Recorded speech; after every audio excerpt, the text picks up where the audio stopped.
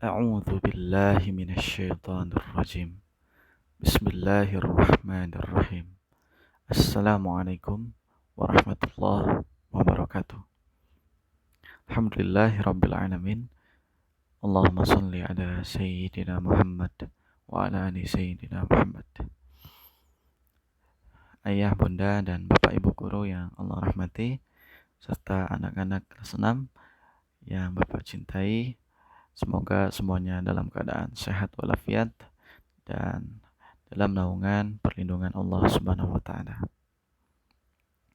Baik, pagi ini Bapak akan melanjutkan pembelajaran bahasa Indonesia masih dalam naungan membaca sastra bagian B tentang syair. Sebelum dimulai, mari kita buka dengan baca basmalah. Bismillahirrahmanirrahim.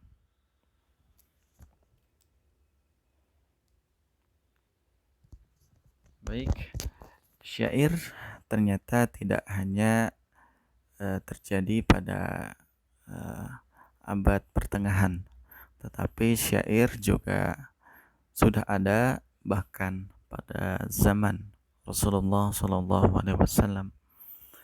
Untuk itu, mari kita lihat sejarah para penyair pada zaman Rasulullah SAW.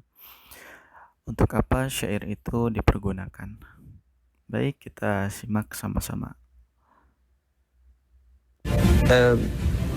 Yang namanya syair atau puisi itu di dalam sejarah kehidupan Rasulullah SAW bukan hanya sebuah keindahan, tetapi dia berfungsi media hari ini. Karena dengan syair itu, dan sekali lagi masyarakat Arab sangat suka dengan syair, begitu syair dikeluarkan itu bisa guncang sebuah masyarakat.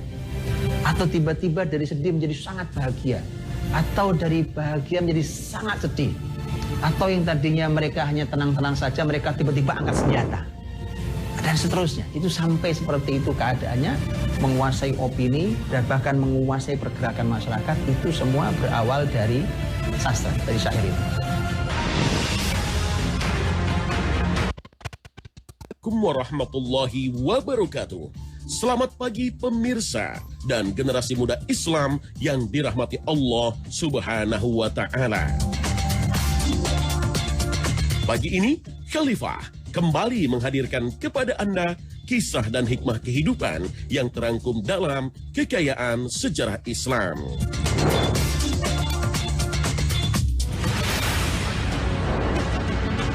Abdullah bin Rawahah, ia gunakan syair untuk menyemangati muslimin yang terjun ke medan perang. Seperti apakah kisah lengkapnya?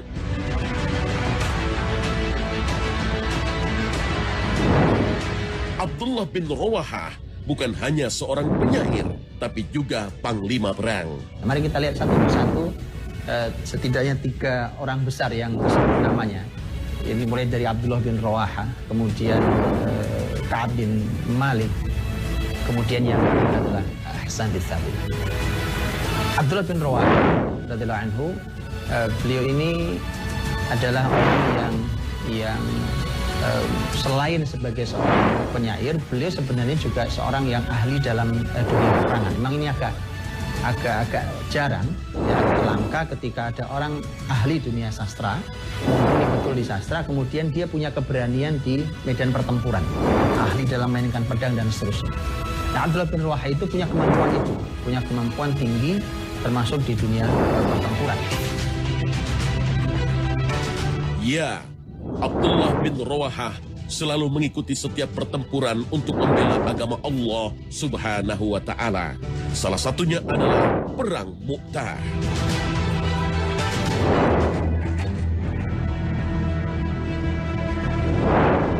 Perang Mu'tah terjadi pada 629 Masehi atau 8 Hijriah di daerah bernama Mu'tah, sebelah timur Sungai Yordan. Perang ini tergolong besar karena 3.000 pasukan muslimin harus melawan 200.000 tentara Romawi Timur. Di Perang Mu'tah, Abdullah bin Rawahah bukan hanya sebagai panglima perang, tapi ikut menyemangati muslimin yang terjun di medan perang dengan syairnya. Inilah syair yang ia kumandangkan di Perang Mu'tah. Wahai jiwaku, jika kamu tidak terbunuh di perang ini, maka kelak engkau juga akan mati. Dan inilah gerbang kematian yang ada di hadapanmu. Kematian sebagai syuhada yang selama ini engkau rindu telah diberikan kepadamu. Jika engkau menyambutnya, maka engkau akan mendapat hadiah dari Tuhanmu. Makanya tidak aneh bahwa justru Abdullah bin Rawahah diangkat menjadi panglima perang di perang Mu'tah yang merupakan tempat di mana Abdullah bin Rawahah meninggal di tempat itu, syahid di tempat itu. Nabi mengatakan yang pertama pemimpinnya adalah Zaid bin Harithah. Kalau Zaid meninggal, maka kata Nabi gantinya Ja'far, yaitu sepupu Nabi SAW, Ja'far bin Abi Thalib. Kalau Ja'far meninggal, maka penggantinya Abdullah bin Rawahah. Dan nanti ketiga-tiganya syahid di Mu'tah. Dan itu bukti bahwa Abdullah bin Rawahah layak untuk memimpin pertempuran sebagai panglima perang yang sangat luar biasa. Maka memang cukup unik.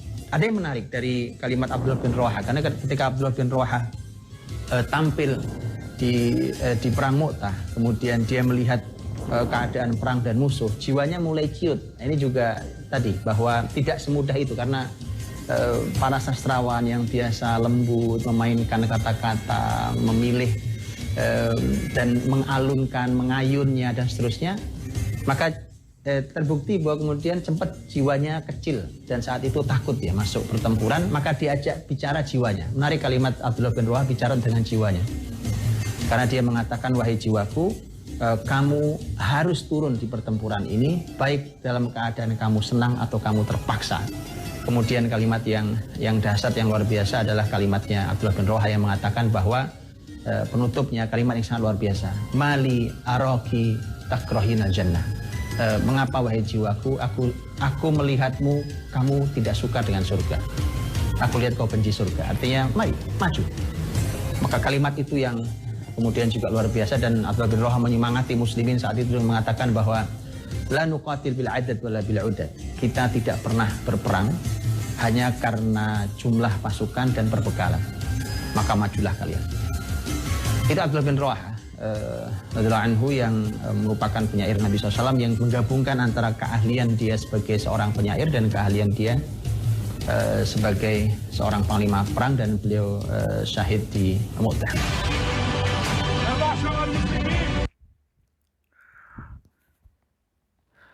Baik, Masya Allah. Baik anak-anak, telah kita saksikan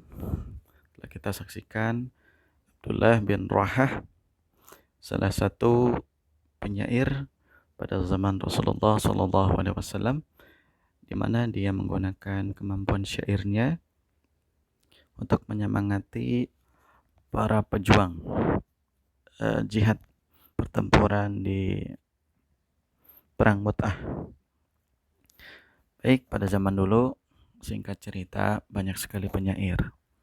Karena Al-Quran diturunkan di Arab, yang pada masa itu syair-syair itu sedang disenangi. Nah, dari para penyair itu, di akhir surat Asy-Syu'ara disebutkan penyair itu ada juga yang beriman, ada juga yang banyak mengingat Allah. Nah, jadi para penyair pada zaman dulu tidak hanya penyair yang sesat, tapi ada juga penyair-penyair yang beriman, yang selalu mengingat Allah Subhanahu wa Ta'ala. Baik, bagi kita, bagi kamu atau kalian yang Allah beri kemampuan dalam bahasa Indonesia yang baik, dalam membuat bacaan, dalam membuat sastra, mari sama-sama kita manfaatkan kemampuan itu untuk beribadah seperti sahabat-sahabat Nabi sebelumnya. Baik anak-anakku, itu sejarah singkat yang kalian harus tahu. Bapak masuk ke materi sekarang. Yang pertama, pengertian syair. Syair adalah puisi lama. Syair menggunakan kata-kata indah dalam setiap liriknya. Akan tetapi, syair berbeda dengan puisi. Syair memiliki pola A.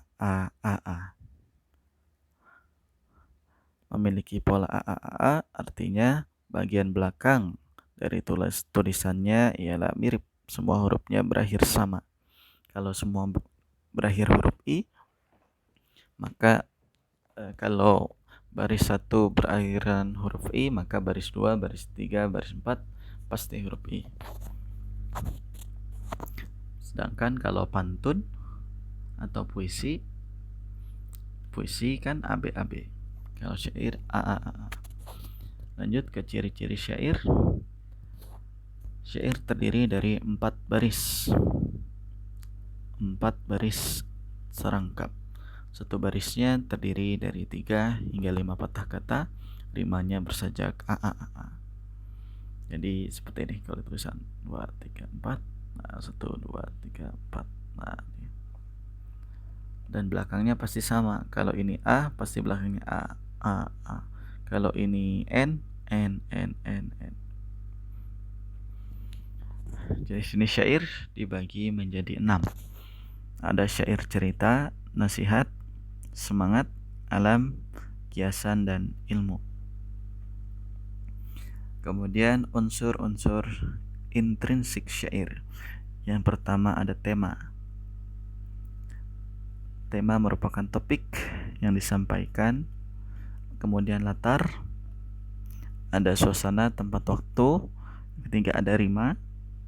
Rima merupakan pengulangan bunyi pada akhir.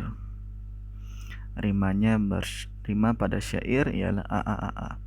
Gaya bahasanya merupakan bahasa tertentu yang digunakan. Nah, biasanya bahasanya bahasa kiasan. Banyak bahasa syair itu bahasa kiasan yang tidak kita jumpai sehari-hari.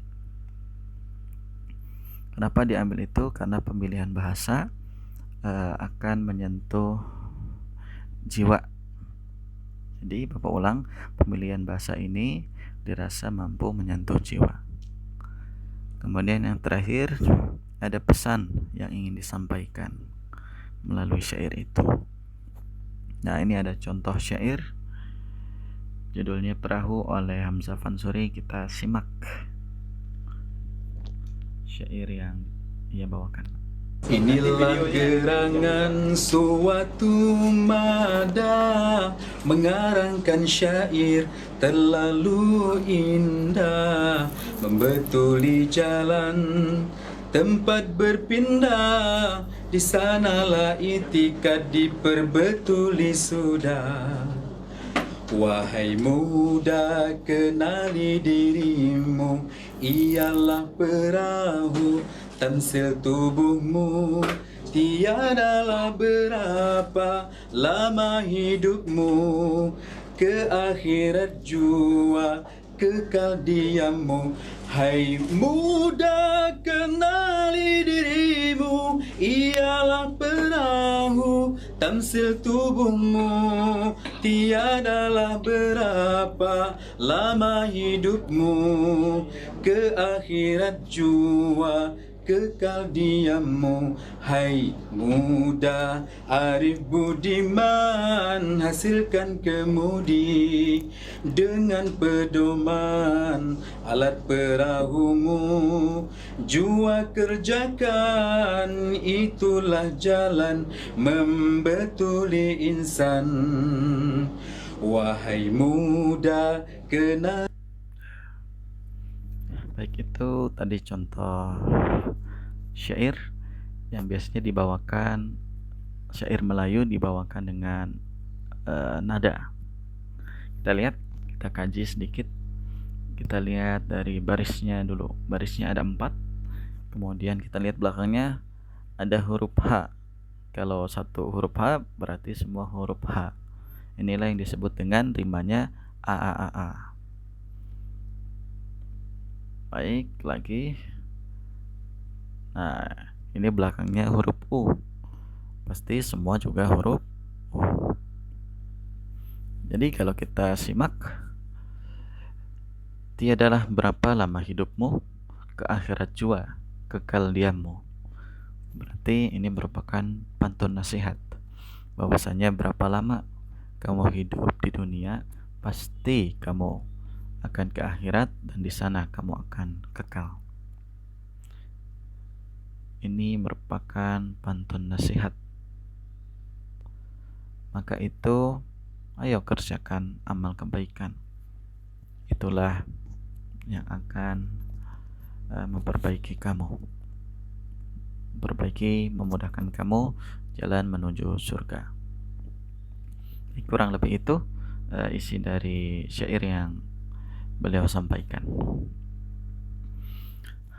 Baik anak-anak, kita masuk ke contoh soal bagaimana bahasa Indonesia membuat soal tentang syair. Insyaallah sangat mudah. Untuk itu Bapak minta kita fokus. Nomor 1 sampai dengan 3 menggunakan syair ini. Bismillah. Wahai para penerus bangsa, carilah ilmu sepanjang masa. Ilmu akan selalu berguna untuk bekal lanjut usia. Belajarlah tanpa batas. Belajarlah tanpa mengenal kelas. Jangan sampai jadi orang culas, agar hati selalu ikhlas. Baik, bisa kita kaji bahwa kurang lebih isinya itu ada di baris 1 sampai dengan 4. Hampir semua itu merupakan isi. Beda dengan pantun. Kalau pantun itu isinya itu ada di baris 3 dan 4. Tapi kalau syair isinya itu ada di baris 1 sampai 4. Kurang lebih sama. Kita lihat. Syair tersebut berisi nasihat agar, nah kita lihat pesannya. Carilah ilmu sepanjang masa. Ilmu itu akan berguna untuk bekal lanjut usia. Belajarlah tanpa batas dan tanpa mengenal kelas. Jangan sampai jadi orang culas, agar hati selalu ikhlas. Nasihat agar mencari ilmu. Mencari ilmu karena ilmu itu merupakan bekal. Jadi tanpa ilmu maka akan susah, akan sulit.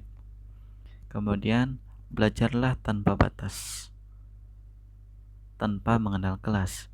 Jadi setelah SD, SMP, SMA, kuliah terus belajar walaupun tanpa kelas. Artinya belajar sampai kapanpun. Jangan sampai kamu jadi orang culas, agar hati selalu ikhlas. Berarti kita lihat nomor 1, syair tersebut berisi nasihat agar selalu berangkat tepat waktu. Salah, karena tidak membahas berangkat tepat waktu. Selalu menuntut ilmu sampai kapanpun. Nah ini cocok nih. Tanpa mengenal kelas, berarti artinya sampai kapanpun. Belajarlah di semua kelas. Salah. Tidak culas sepanjang masa. Salah, berarti jawabannya B. Selalu menuntut ilmu sampai kapanpun.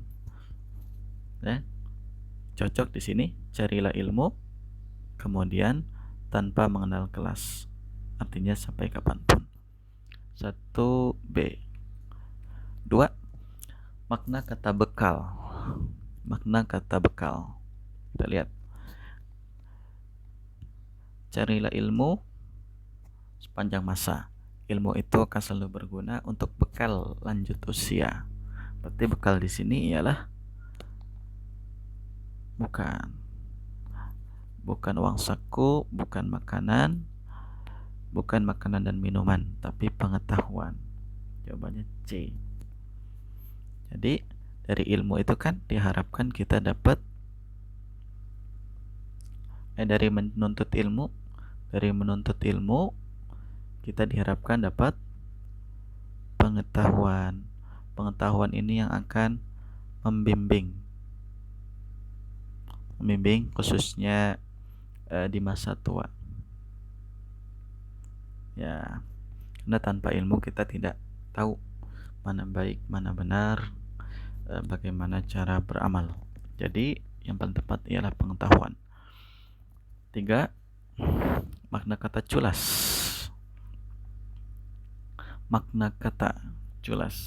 Jadi nanti akan kamu dapati soal-soal seperti ini.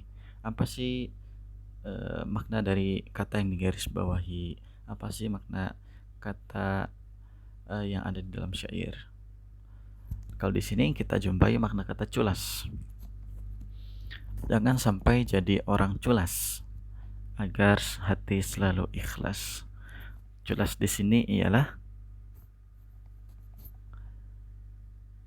sombong bukan, ceroboh bukan, gegabah bukan, jawabannya tidak jujur. Culas itu tidak jujur, ya. Culas itu tidak jujur. Culas itu sinonimnya berbohong. Nah, berbohong itu kan tidak jujur. Berarti jangan sampai jadi orang tidak jujur, agar hati selalu ikhlas. Baik, selesai 1, 2, dan 3. Insyaallah bisa dipahami. Kita masuk ke soal terakhir di video ini. Boleh anak berbuat ulah, tapi jangan melawan titah, karena akibat tak dapat ditelaah bisa-bisa menjadi kisah. Boleh anak berbuat ulah, artinya boleh anak berbuat kesalahan, tapi jangan melawan titah, artinya jangan melawan titah. Nanti kita akan cari apa sih titah itu. Karena akibat tak dapat ditelaah. Karena jika melawan akan mengakibatkan sesuatu yang bisa-bisa menyebabkan kisah. Baik, nomor 4. Kita masuk ke soal. Maksud kutipan syair tersebut ialah seorang anak harus selalu patuh pada perintah orang tua. Seorang anak akan menjadi panutan. Nah, salah ya. Ada juga orang tua menjadi panutan bagi anak. Seorang anak akan memerintah, salah. Seorang anak harus menjadi titah orang tua, salah. Berarti jawabannya A. Seorang anak harus selalu patuh pada orang tua. Makna kata titah. Nah, Bapak ulang, di syair akan kita jumpai kata-kata yang asing, yang jarang kita dengar dalam sehari-hari. Dan kita harus mencari maknanya apa, artinya apa.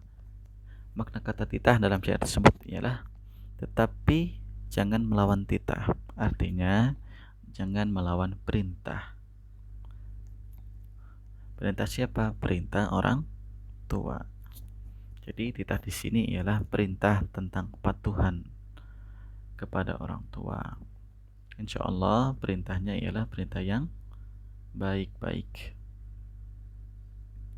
Jadi kita nggak boleh melawan selama perintah itu baik. Baik anak-anakku, sekian. Terima kasih. Jazakumullahu khairan. Jikalau ada yang kurang paham, silakan mencari sumber belajar lain yang bisa memudahkan kamu. Terima kasih atas waktunya. Wassalamualaikum warahmatullahi wabarakatuh.